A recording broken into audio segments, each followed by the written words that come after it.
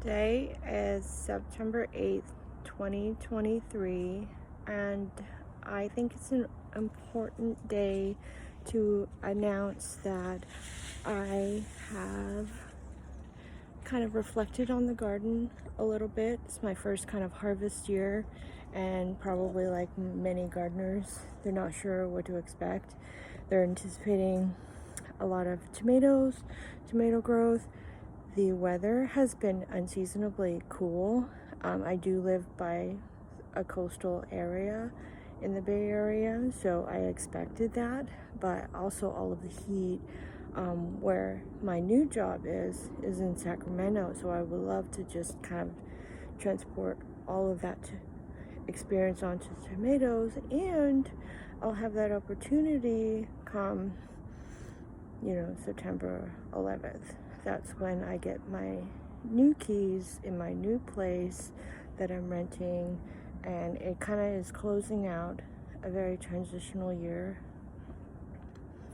for me, and I think it's important to document this time, so I will be going in between this garden 2, kind of cleaning up, and then transplant my fall transplants, which is exciting as well. It's a new emotional journey for me, so I wanted to show you a little bit of what the garden looks like, some of the failures or some of the things that didn't really work. Is it better to just grow everything at once, and then you have some successes, and just kind of deal with it that way? So I'm going to show you around. What you're seeing here is a eggplant. It looks like a really small eggplant, and then that's the honey nut I grew pretty well, and then there's the watermelon and pumpkin. I'm pretty excited about. Watermelon didn't do. I know one thing every gardener really wants to measure their skill in gardening is the growth of tomatoes. Mine were hit and miss. I did a lot of these containers, planted varieties that were not necessarily container varieties, just to see what happened, and I'm kind of hopeful. Like I said before in a previous video, a lot of these tomatoes here on the end, I don't know what variety they are. This one for sure looks like an heirloom. Most of my seedlings are an heirloom, and the thickness of the stem is pretty good.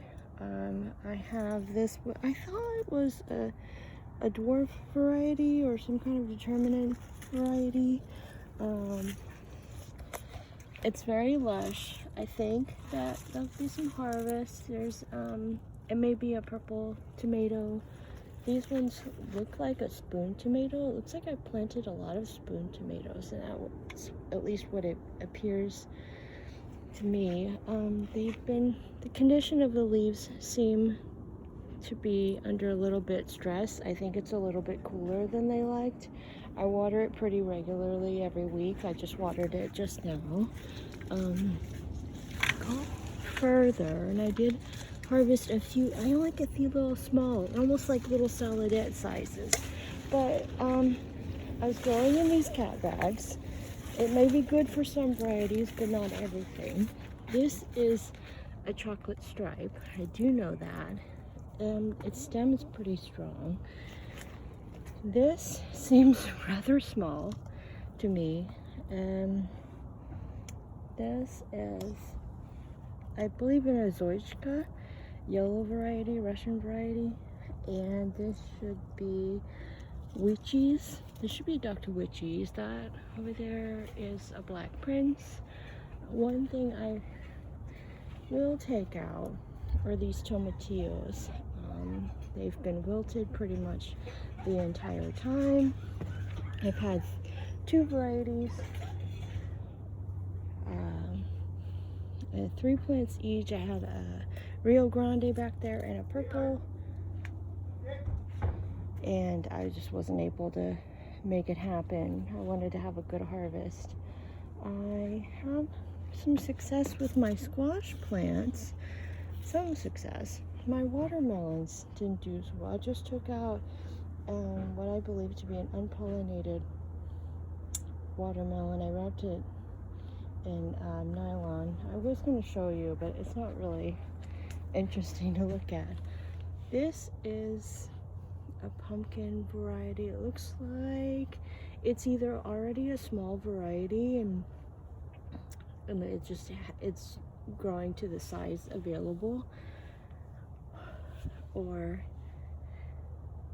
like I said, it's either a small variety or